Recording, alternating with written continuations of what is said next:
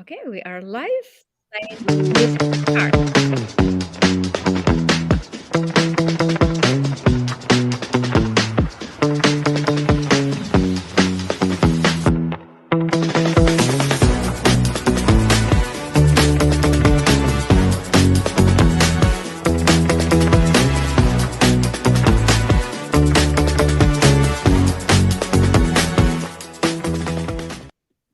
Well, welcome everyone to a new episode of Women's Empowerment Series. I am so delighted to meet you again. We have already some beautiful faces joining us on YouTube. Hello, everyone. We are live streaming on LinkedIn as well and Facebook. So as you're joining us, say hello. Let us know where you're connecting from. I have an incredible guest, beautiful and special guest, and I'm so excited to welcome Lauren Jane Heller, connecting from Montreal, Canada. Welcome, Lauren. Thank you. I'm really happy to be here. Me too. But your story is even more fascinating because Lauren is originally from South Africa and, a beautiful journey that took you to become such an incredible reference in leadership as a leadership coach and today as a spiritual teacher. So it's really exciting to have you join us. Welcome, Lauren. Thank you. So I'm going to let you introduce yourself. What brought you to become a leadership coach? And what's your fascination about leadership? Okay. So I am, you can also call me LJ. So Lauren or LJ. LJ.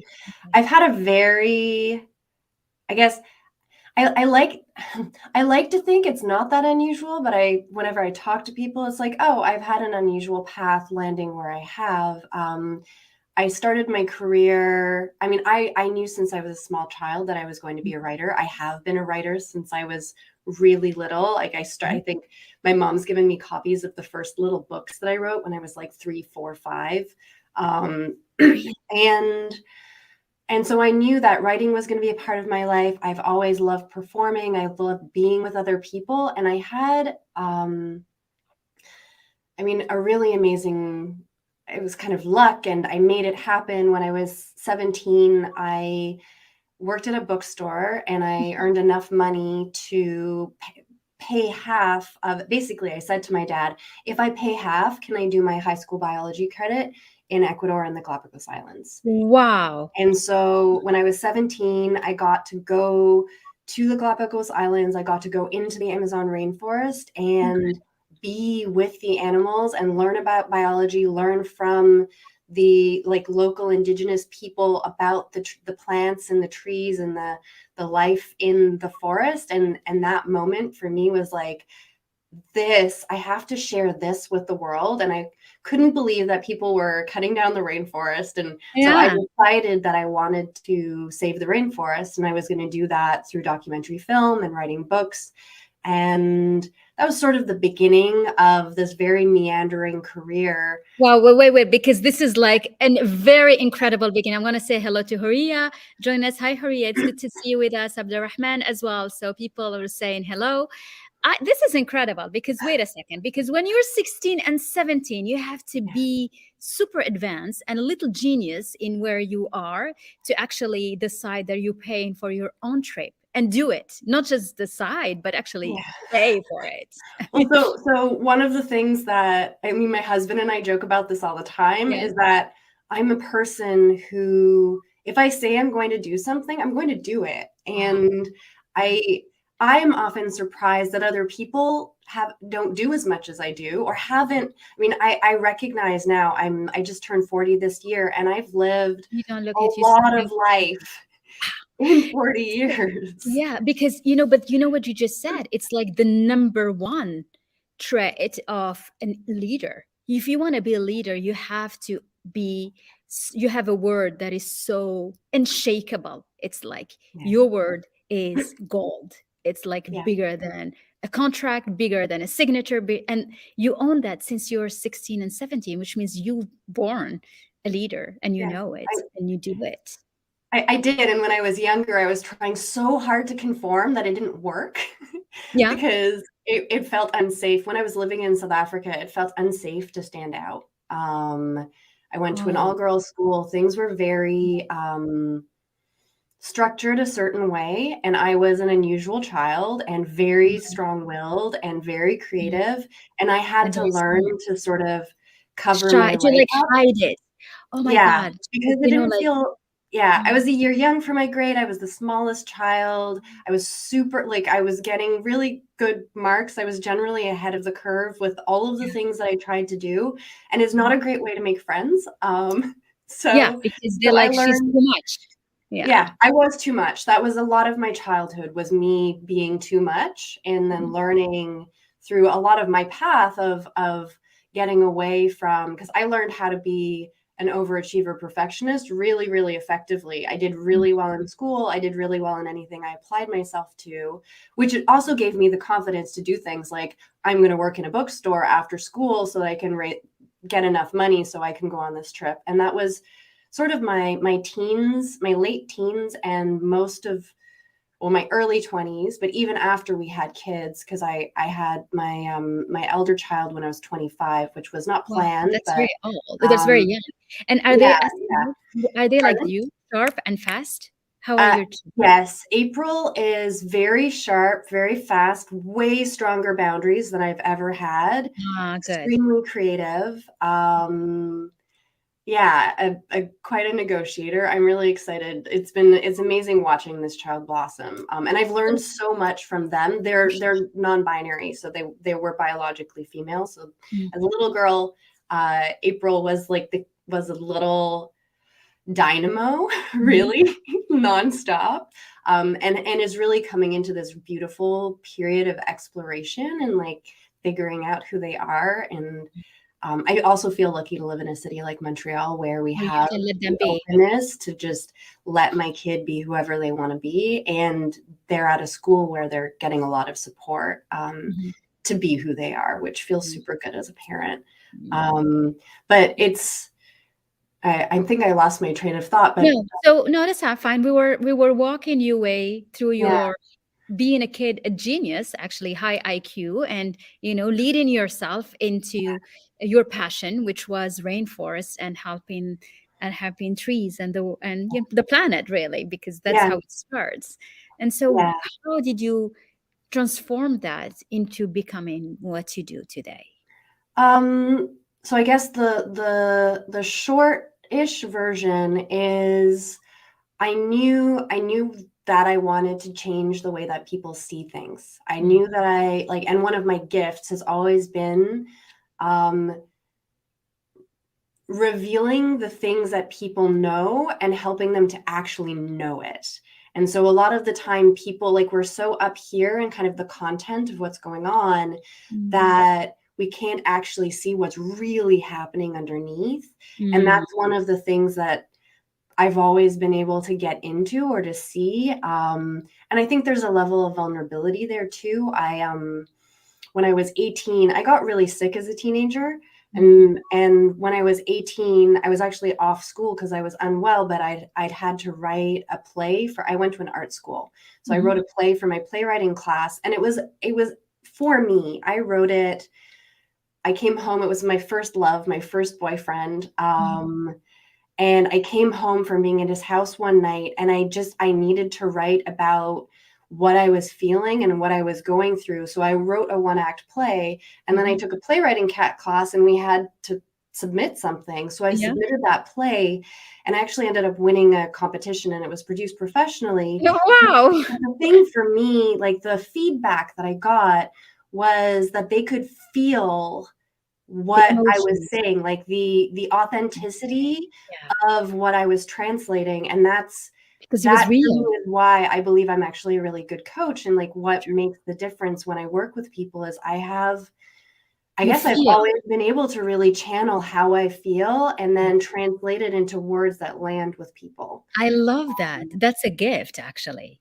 It's I recognize that because it's also, when you're good at something a lot of yeah, the time, and I work on this with so many of my clients, when something comes to you naturally, you don't recognize that it's no, actually special. You just think it's normal. yeah, So for a lot of my life, I didn't recognize that my ability to translate people's lived experience into like into concrete word. Yeah. words Uh, is really helpful for people. it is because a Um, lot of people don't know how to express that, yeah, because you know it very well. I mean, the side of the brain that has emotions is not the same side of the brain that has a dialect and and language. So yeah. that connection, you have to be able to know it. When did you feel that you had this gift? Was it when you wrote that play, or did you know at that time, I or think it was did you? always, if I feel back into like what just jumped out at me was, so when I was still living in South Africa, from the primary school to the high school,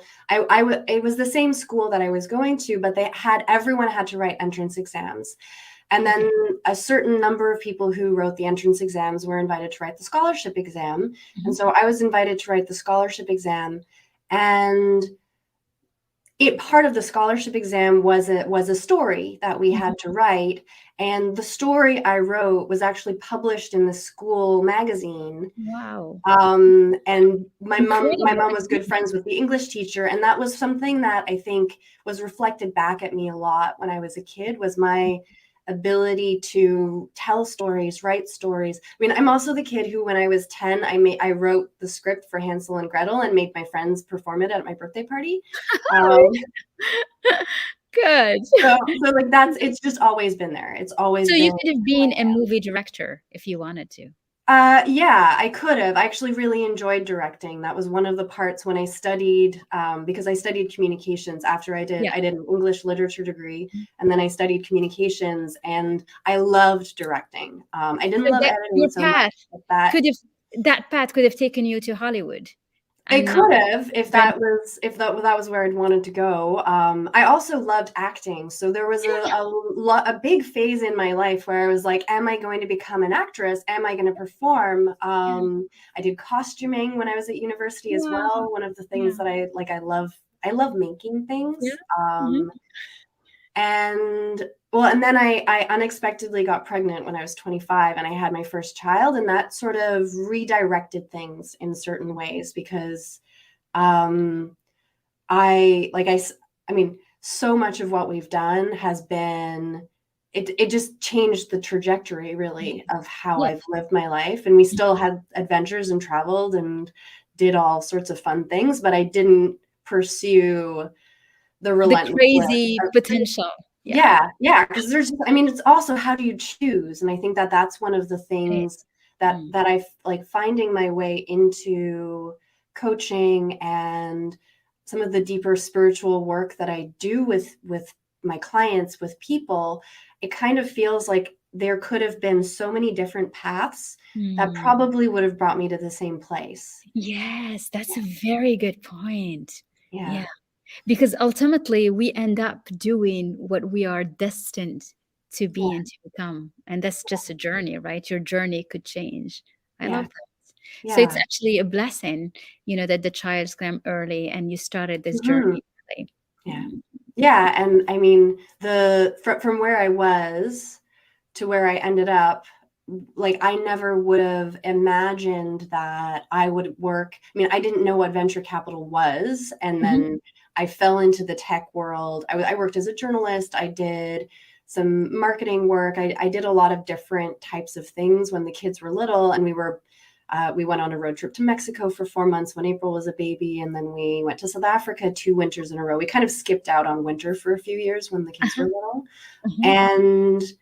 and then when I fell into tech, and then I got to write articles about conscious ways to run businesses or how entrepreneurs Mhm. could succeed. It was like completely different from what I imagined I'd be doing, Mhm. but still that sort of energy of like, we can do things differently. We don't have to conform to the status quo. We can make the world better, whether it is in as a teacher or as a leader of a business. Or whether it is as somebody working in the forest, as an environmentalist, Yeah, or as a yeah, business, we yeah, ultimately have the same impact that you can create on the planet. And that's a exactly. beautiful transition to, would like you to talk more about, you are today calling yourself as a spiritual teacher, but also spiritual leadership coach. So how do you combine that? You Yeah. said you were in the tech. How will you come to a tech CEO or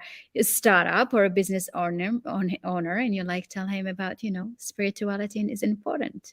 What Well, would that so would he it's jump funny in? because there's still a part of me that is like, ooh, calling myself a spiritual leader, that feels really big. He's big. Yes, it And then does. I've had people call me that, and it's like, oh, I can actually own this, that this is the work that I do with people. And kind of going back to the language piece and translating experience for people, what actually happens a lot of the time when founders come to me, or I'm most of my work so far is referral based. When people are introduced to me, we talk about what's going on in their business and what they want to create and how they want to get there. Mhm. But underneath, I mean, the work that I do with people is helping them to get out of their own way.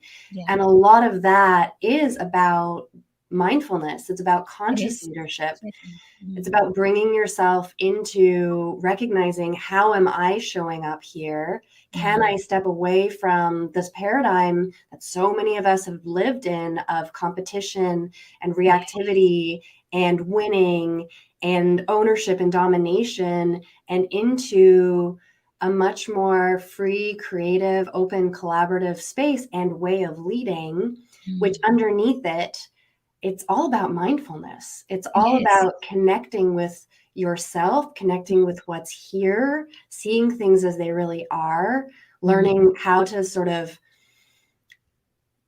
peel away the layers of mental models and social programming and childhood trauma and And all of that patterns that stuff. you have. Yeah, Mm. and get through those patterns and rewire them and create new patterns, and then also see what else is here. And that's, for me, I was, because of just the way that things worked and having kids younger, and then my husband went back to school, and then I became the breadwinner, I put a lot of pressure on myself, like Mhm. so much pressure on myself. I can feel that. Yeah. And Mm. and then I burned out. And so I was working in venture capital, this amazing job, very Being like a mom. visible role, super mom. People also like love to give you these titles, and it's like, she's young and she's beautiful and she's got these amazing kids and this amazing relationship and she's got this Mm. amazing job, and like so much Too pressure. many responsibilities to carry. Yeah. Yeah, and so How I did was in you? my head, Yeah. completely in my head, Mhm. no access to my emotions, Yeah, no because you can't. access You to don't my have time. feelings. You're like, you have to do Yeah. the next thing. Tick, tick, tick, tick. Yeah. Yeah. Yeah. Very So it's like in masculine. Time that machine. mode, living for the future. And Mhm. then and then I burned out. And that was, for me, was the tipping point of, oh, maybe I've been successful in spite of how Yes. hard I've been working, not because of it. Mm. And my beliefs, the belief I had that I had to be perfect, that I had to do things better than other people, that I had to prove myself, that I needed to be on a pedestal ultimately, that was creating disconnection from other people. It had me feeling like an imposter a lot of my life. Wow. And Wow. even though I was achieving, I didn't feel good. And so, It's yeah. interesting what you said. You said something very, very powerful, which is about, you've been successful in spite of your hard work. And usually we feel like we are successful, and from an outside, and I can see it from your outside. I mean, just you're smart, you achieved so many things, you've learned so many things, you worked so hard, so of course success is inevitable. Why do you is it on a hindsight now that you say it, or is it from watching others? What brought you to really claim that as? It's Mm. both. Okay. So actually, my spiritual teacher said this to me a number of years ago. And this was, I mean, I felt like I'd been like slapped in the face when he said it to me, because it was Mhm. just like, oh, yes, I have worked so much harder than I've needed to, because if I actually look at the best things that have happened in my life, most of them just showed up. I didn't actually have to work for them to Wow. come to me. They Yeah. came to me, and then I was open to the opportunity. And yes, then I did work, but did it have to be a grind? Did I have to like basically grind myself into dust Mhm. because I had this opportunity. No, I didn't need to approach it that way, but that was what I had learned. And so I think a lot of us are taught to work super hard, to actually work beyond our capacity. Not a lot, like most of us aren't taught to have boundaries. We're not taught how to manage our energy. And so we work way harder than we actually need to. And sometimes that hard work gets in the way of receiving the beautiful opportunities that come our way that you can't see because you're in tunnel vision, like, I have to get this thing done. Yeah. I mean, I see when you say that. I mean, it's like when you're so focused on, what are you going to achieve and what's the goal that is very material and very concrete, because that's what we look for. Then, you forget about just being ready to receive beauty or abundance, whatever, from somewhere else. But does it mean that, okay, we say it, and I'm also work with leadership and leaders, and the big question and the big thing is that success is not about working hard. Success is about what you feel when you do things. It's not even doing more things. It's just what you feel.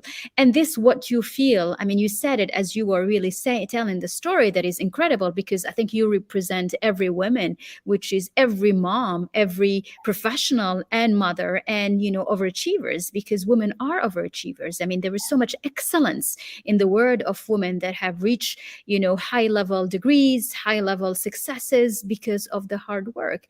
But the missing part is, do you need to burn out to wake up, or can you just change? And this is why we're doing these conversations. It's almost like whoever is watching us, Haria, other women, and it's like, you don't need to push yourself so much. There is a different way. I believe that you don't have to burn out. You don't have to get to that place of complete, like, burn it all down, basically, in order to kind of crest that ridge. Unfortunately, a lot of people don't listen to, there are certain types of people, myself included, where it is trial by fire, and you kind of have to live it to be able to move through it. So I'm not surprised that I burned out, but I also know that there are a lot of women in the world who can choose to intentionally create their lives in a way that does not require pushing all the time. And a lot of this is getting out of your head and getting out of the overthinking loops, getting away from looking for approval and trying to have control, and believing that security comes from outside of you, and that you can actually create all of those things for yourself. And if you can source approval from yourself, well, then you're going to feel successful. And I'd say that probably is the biggest shift for me in terms of how I feel in my life. And then that confidence to go for it, to choose the path I want to take and back it with my life, to back it with everything I've got, because it doesn't matter what other people think. If I'm in it, and it's not about the end point either, if I'm in it because it's fun and it's fascinating and I want to learn about it, and I know it's going to be hard, but it's worth it. Like that, I think that's the difference. It's like, is the hard work a grind so that somebody can give you a medal and a gold star and a place on the podium? Or is that hard work fulfilling and setting your heart on fire? Yeah. And if it is, that's fine. Yeah. That's great. If it is, that's fine. Because we are so programmed sometimes at working hard. Just, you get a thrill out of it. But what's draining is when you don't know if that work is going to get you where you want to be. You don't know if that work you will receive the validation, you will receive the satisfaction that you're looking for. And that's what's really draining more than anything. Yeah, well, especially if you're doing something that is draining already. So this is also where it's like, if you love what you're doing and you're working hard, it's probably going to give you, not probably, it is going to give you more energy. Oh, yes. If you're working on something you really don't like, and you're working to prove that you, are good enough to get the promotion, you're probably going to hate your work and hate your life. And when you get the promotion, you might even get to that place of like, I don't even want this either. what am Yes. I doing? Why am I jumping through these hoops? This isn't Yeah. how I wanted to live my life. Absolutely. So, why did you call your work Shine Plus? What's the plus for, and why shine? What did you mean by So using? shine Mm, is, I mean, going back to what I said before about feeling like I was too much, a lot of my life, I've always been aware that I'm a very shiny person. yes. Um, and I mean, I took advantage of this. I worked in nightclubs when I was at All university. right. It was a You good did way it to make all. money. Like the shine of just who I am and authentically being me. I was also the girl. I remember getting teased about this by my boss, but like I would show up. I worked at the W Hotel in Montreal. I'd show up in flats with no makeup on, and I'd make crazy tips in a nightclub full of women with like all the makeup and the Yeah. heels and the outfits. And Yeah. I was just like, I'm here to do a job. I'll be really nice and talk to people and have a good time. And that was that. Um, and so I think for me, it's about like having the courage to shine, and then to help the other people that I work with to also have that courage to stop making yourself small and stop dimming your light and to really shine in whatever way feels Oh, yes. authentic and good for you. Um, and actually took me a while to figure out what to call my business. Uh-huh. And I was working with a coach who, one of the exercises he did with me was essence words. And Uh-huh. so I interviewed a bunch of people from my life and asked them questions. And then he compiled what they said and presented me with these words. And Wow. some of the words he gave me were joy, brilliance, and radiance. And we often talked about how shiny I was. And so it just felt like, okay, It's the right this name for you. feels good for the Mhm. business. The plus came. Actually, I ran a program called Shine, and then I had my alumni the women who were in that, it was a 6-month program, also with travel. So we had a retreat at the beginning, a retreat at the Nice. end, like Mhm. really beautiful connection. And they asked for another, like they wanted to keep Part going. two. Yeah. So I created Shine Plus, which was Mm, the alumni program. that's And then I nice. realized that actually Shine Plus is the whole community. This Yes. is Mm, all of the different ways that we can work together. This is women empowering each other. This is women yes. showing up authentically together. Um, I and it love that. felt really good. Yeah. Yeah, and it's also it feels like it's women giving the space for each other for so that everybody can shine. And Yeah. when you like the shine plus, it's like I shine plus you shine, and it just everyone there Yeah. is space for everyone. And I think you're representing that so beautifully, Lauren LJ, for the work you do, and Thank and you. you're embodying it because we the way. This work is so important to just raise awareness and to make women feel that yes, you can be overachiever, you can be smart, excellent, high IQ, genius. Don't hide it, and don't overdo it to look for validation Yeah. continuously from outside. What will be like the advice you can give to women watching us? Hi Ilham, it's good to see you. Women watching us who like who feels sometimes they are trapped in needing to work so hard because it becomes a trap, isn't it? Yeah. I Mm, think that the first thing that I would say to every single human is to stop thinking so much, because mm, we have a tendency to overthink things and also to believe our thoughts. And so this is where getting like slowing down, mm. being present with what's actually here, and then starting to get curious about, okay, this is the thought I have, or this is the way I see the situation. Is it true?